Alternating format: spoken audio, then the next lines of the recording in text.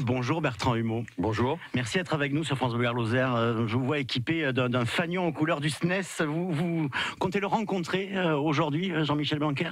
Écoutez, on va demander, alors on était en vacances, donc c'est compliqué de demander des audiences comme ça pendant les vacances, mais oui, on va demander à rencontrer le ministre, bien sûr, parce que nous, on est toujours ouvert.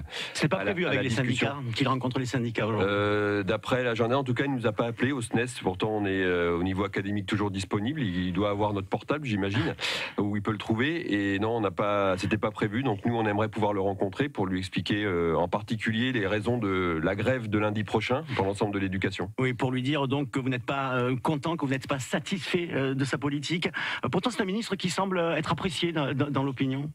C'est un ministre qui, en effet, semble être apprécié parce que il essaye de remettre au goût du jour des vieilles lunes d'une école de l'âge d'or qui aurait existé sur plus de portable, l'autorité, les uniformes. J'ai même entendu qu'il y avait une commune qui avait un arrêté municipal. Nous en parlions tout à l'heure dans le journal. Ouais. Voilà.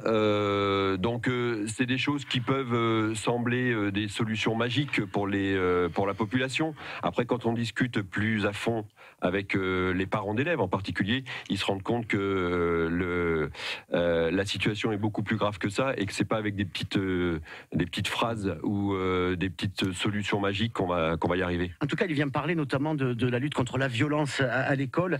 La réussite du hashtag pas de vague, elle est symptomatique d'un véritable malaise dans les établissements. Bien sûr, l'ensemble des personnels et en particulier les enseignants. Je rappelle quand même d'ailleurs à ce sujet que 80% des incivilités, des problèmes de violence qui ont lieu contre les enseignants se passent dans la classe.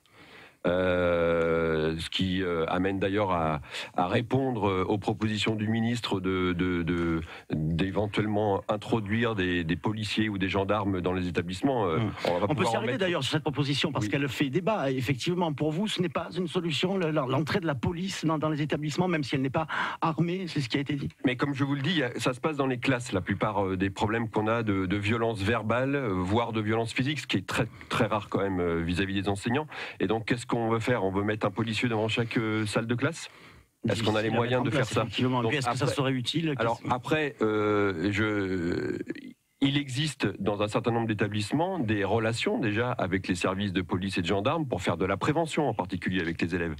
Et c'est cette question qu'on veut discuter avec le ministre.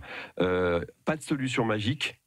Des éducateurs spécialisés, par exemple. Exactement. Là, on touche au problème des moyens. Traitons de sujets de fond. Et nous, au SNES, on demande depuis longtemps que les équipes éducatives soient renforcées. Alors, les équipes éducatives, c'est évidemment les enseignants, mais aussi les surveillants, c'est aussi les CPE, c'est aussi les assistantes sociales, c'est aussi les infirmières. En particulier des éducateurs spécialisés, il sera nécessaire dans les établissements avant de penser à la répression aux policiers et aux gendarmes. Et la responsabilisation des parents, est-ce qu'elle n'est pas importante aussi ?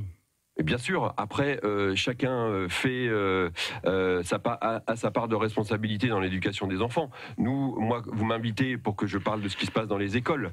Donc, qu'avec les parents, on puisse avoir une discussion, c'est ce qu'on fait, je pense, au quotidien, dans les collèges et dans les lycées.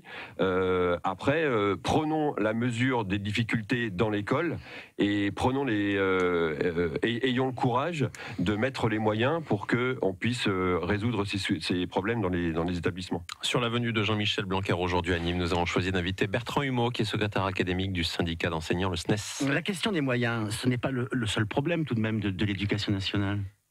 Alors moi, je vais vous retourner la question. Est-ce que, et si je vois M. Blanquer, je lui poserai la question, est-ce qu'on peut établir une politique éducative en partant du principe qu'il va falloir, sur un quinquennat, supprimer des postes de fonctionnaires et en particulier supprimer des postes de profs? Pour la rentrée prochaine, on a 26 500 élèves de plus dans le second degré pour l'ensemble de la France et il y a 2650 élèves. Le budget global de l'éducation nationale, il ne baisse pas. Oui, mais les moyens sont importants. Il y aura 2650 profs de supprimés dans le secondaire. Donc l'idéologie sur les moyens, elle n'est pas du côté des syndicats, elle est du côté du ministère. Et quand on est dans une politique d'austérité où on a décidé, a priori, au début d'un mandat, de supprimer 120 000 postes de fonctionnaires, ne me parlez pas des moyens. En effet, pourquoi est-ce qu'on part d'une suppression des moyens comme politique éducative avant de parler des besoins. Mais est-ce que c'est quand même la seule solution? Le résultat des évaluations réalisées auprès des élèves ne sont pas bonnes. Les résultats ne sont pas bons.